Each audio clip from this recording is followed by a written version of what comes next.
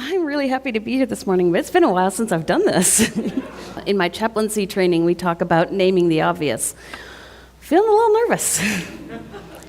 Usually when I'm up here, I'm wearing all black. I stand over there. So today I'm wearing almost all black, and if I wander over there, you'll know why. I was really happy to see that Luke was our liturgical reading for today, and not just because I took a class in Luke in seminary. I do have some books on Luke on my shelf, but one of the things I really like about Luke's narrative is that he's a physician, and he pays attention to details. And I think these details tell us a lot about who these people are and where they're coming from. And so I want to take a look at some of these details as we kind of unpack this story a little bit.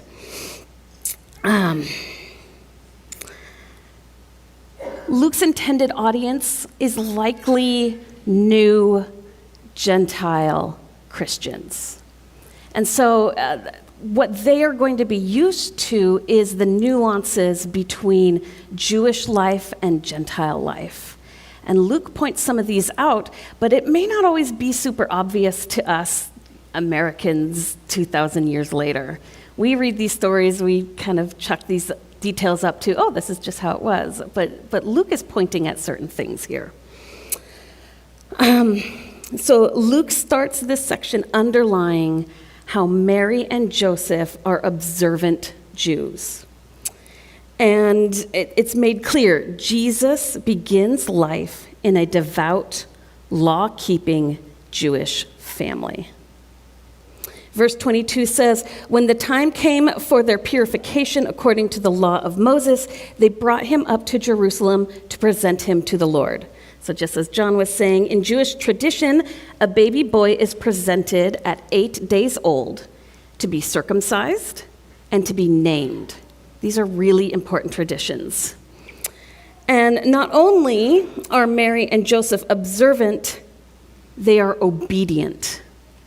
Instead of naming the baby after family, which would have been kind of traditional, they give him the name Jesus, a name that's given to them by the angel before Jesus is even born. So they're following great traditions, but they're also obedient to God and kind of breaking the rules a little bit there as well. We also get some details about Mary and Joseph's financial situation. Verse 22 says they offer a sacrifice according to what is stated in the law of the Lord, a pair of turtle doves or 2 young pigeons. This comes from Leviticus, back in the Old Testament, when everything's being set up and all the rules and all the laws are being written down. They state that a woman, for her purification, is to present a sheep. And if she can't present a sheep, if she can't financially do so, then 2 turtle doves or 2 pigeons can be offered, at one as a burnt offering and one as a purification offering. So Luke is painting us this picture of a devout yet poor family following the rules and traditions that would be typical in this time. So they bring the baby to Jerusalem, they bring him to the temple, and who do they meet? This guy, Simeon. And they pack baby Jesus up. They've got this to-do list. Get the baby circumcised, name him Jesus, present offerings, get Mary purified. They've got things to do that morning. And they meet this guy, Simeon, and we don't really know a lot about Simeon. It's notable because Luke he likes to kind of name people and their positions. It's very interesting that Simeon doesn't have a profession. It's not listed as a profession or a status. So we can kind of presume that he is probably not a scholar or a priest, a prophet, or any other kind of notable name in the church or the government, the community. But here's what we do know about Simeon. He is righteous and devout. Similar words that are used to describe Joseph earlier in the chapter. He is looking forward to the consolation of Israel. and he has an ongoing relationship with the Holy Spirit. This is not a new thing. The Holy Spirit has rested on him. The Holy Spirit has revealed to him that he will not see death before he has seen the Lord's Messiah. It gives us this impression that he's maybe this older gentleman.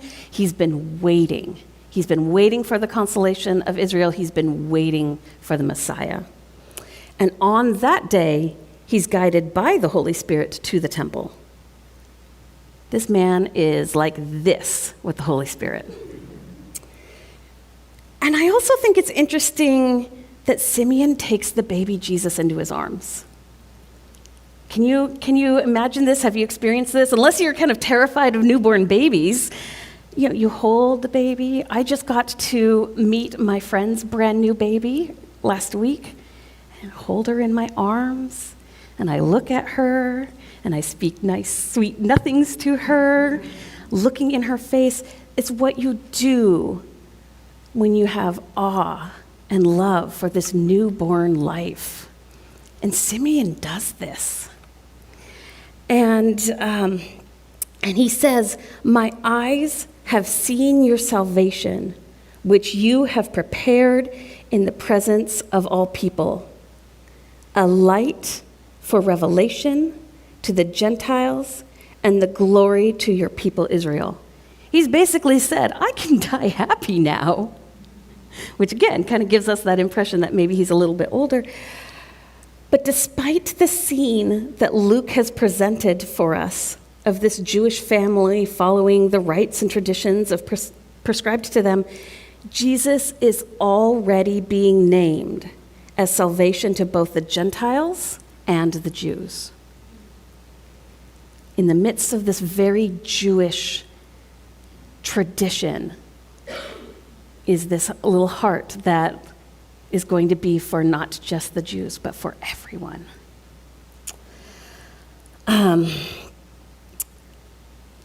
And so Simeon blesses the family, and he leaves with some very interesting parting words. "The child is destined for the falling and the rising of many in Israel, and to be a sign that will be opposed so that the inner thoughts of many will be revealed, and the sword will pierce your own soul too." Not the usual sentiments bestowed on a new parent. Usually what you tell a new parent is, he's so beautiful, you're doing great, he's precious. I don't think anyone really wants to hear that the child will be opposed and that a sword will pierce your soul too. These are maybe not heartening words, but they're very prophetic words. And throughout Luke 1 and 2, we see that the information is revealed to Mary through the angels and through these experiences at the temple and all these things. And Mary ponders these things in her heart. But maybe today she's amazed. It says in the text that she's amazed, but maybe she doesn't have really any time for pondering because in walks Anna. And Anna, conversely, Luke tells us quite a bit about Anna. She's a prophet. She is the daughter of Phanuel of the tribe of Asher and was married for 7 years. And then when she became a widow, or she has been a widow since that day until she was 84. So we know she's older. And she's had quite a life of living in this, spending time in this temple. It says she never leaves the temple, but worships there, fasting in prayer, night and day. Anna is a curious character to me. At first, I thought maybe Anna was homeless. Life was hard for widows in those days, especially if they didn't have children, like adult children, to support them. And if Anna did have children, they would have likely been very young when her husband died, since they were only married for 7 years. So I kind of wondered if she was maybe literally living in the temple. Maybe she didn't have family to support her. However, there are some clues that suggest otherwise. She's a prophet. She is the daughter of a named man, Phanuel. She is a member of the tribe of Asher. She is named and has status in her community. So there's probably maybe a more affluent family kind of behind her, supporting her, giving her the opportunity to spend so much time in the temple. Also, a couple of my resources tell me that the idea that she never left the temple should actually be read more as hyperbole and not quite so literally. But it's interesting that it says that she was there night and day and not day and night, because this is also reflective of Jewish tradition that Sabbath starts Friday night and ends Saturday night. So again, more hints to the devoutness of the people kind of around Jesus here in this time. This is pretty fitting for someone who spends a considerable amount of their time in the temple praying and fasting. I also find it interesting that it notes that Simeon holds the baby, but not Anna. Traditional gender roles would suggest the opposite. And so again, we kind of have these things being turned on its side, maybe. We don't know exactly what Anna says, but she praises God, and she goes about telling anyone who will listen about Jesus in Jerusalem. And, although maybe we don't get the same picture of her cuddling the baby, this sounds like a pretty proud grandparent to me. And it's pretty common in my experience that grandparents kind of go about boasting about their beautiful grandchildren. So we're starting to see a pattern here. It's starting to emerge that we will continue to see throughout Jesus' life and ministry. Jesus is surrounded and embraced by the unexpected. Consider the two people who received Jesus at the temple. There are likely all kinds of people at this temple. It's a happening place. But the two people that are documented to come visit him are an ordinary man who is devout and righteous, and a prophetess, a woman.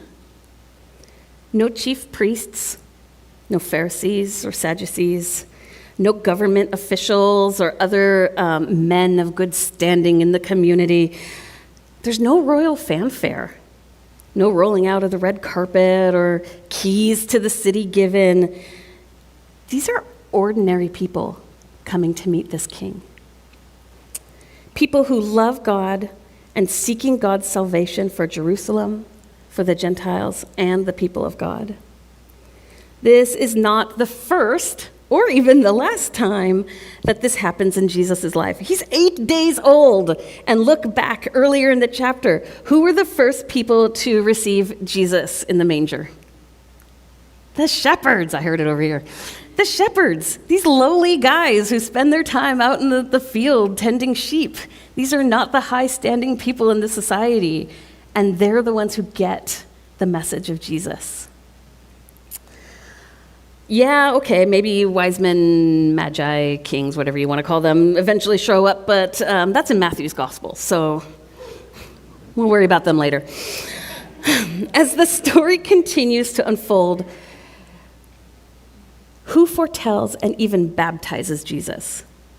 It's John. It's his cousin John, who goes about the wilderness eating honey and locusts, not your typical priest. Who does Jesus choose as his disciples? Fishermen and tax collectors. No seminary students here. Jesus blesses children, women, people with disabilities and diseases, foreigners, the social outcasts, the sinners, just like you and me. God, Jesus, Holy Spirit, has this beautiful quirk of picking the least equipped, the unsuited, the unexpected people to do his work in the world. So, moving forward, going into our new year, I have spent the last 3 years learning about and working as a chaplain at Harborview Medical Center. It's a big hospital, you guys.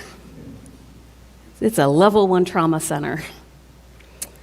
And what I love about Harborview is that I get to work with people from so many backgrounds. What I've come to appreciate is that the patients who have taught me the most, who have touched me the most, who have stuck with me the most, are these same kind of unexpected people. Patients who are experiencing more than just physical pain. Patients who express grief and sadness through anger. Patients in the grip of substance use disorders. Patients who had a whole body yesterday and might not tomorrow. Patients who don't speak English, and patients who struggle with mental health disorders. And patients from all walks of life, including faith and religion, socioeconomic status, gender, culture, and so much more. The list goes on and on and on.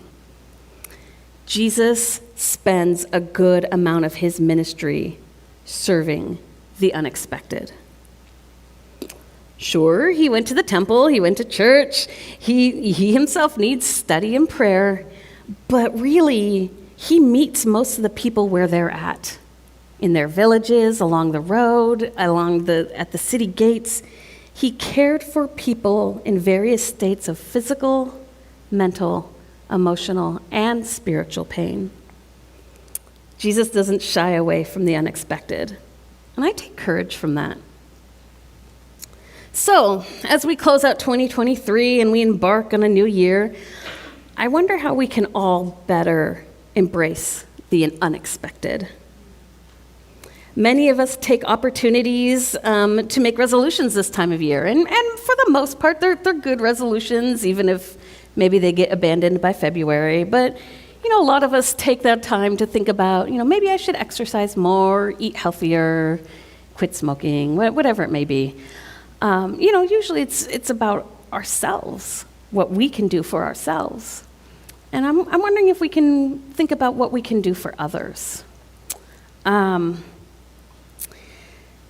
I would like to take the opportunity to assess how I engage with unexpected people and encourage you to do likewise. Who are the overlooked people in your life? Maybe you can even start this morning. Who didn't you introduce yourself to this morning? Who have you maybe never introduced yourself to? Maybe there's someone at work or school or a business that you attend frequently that you could make the habit of saying hello to. Engaging the unexpected requires risk. And risk doesn't always pan out. That's why it's called risk. But when it goes well, amazing things can happen. People's lives are changed. My life has been changed by encountering the unexpected. And in fact, you might consider being the unexpected moment of kindness, caring, or empathy in someone else's life. As Christians, we are called into relationship with God and with each other. And during the Advent season, we often talk about having goodwill towards others.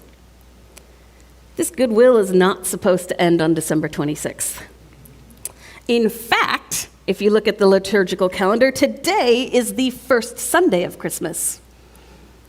And so even though, sorry, I lost my spot there. That's all right. Christmas hasn't ended. It's just begun. Just because the dried out Christmas tree needs to be taken down and the ornaments eventually packed away, we're supposed to carry the lessons of Christmas with us into that new year. And so as we go forth into a new year, we can continue to celebrate the life of Jesus, following in his example of love, compassion, and care for all, and embracing the unexpected. Will you all pray with me?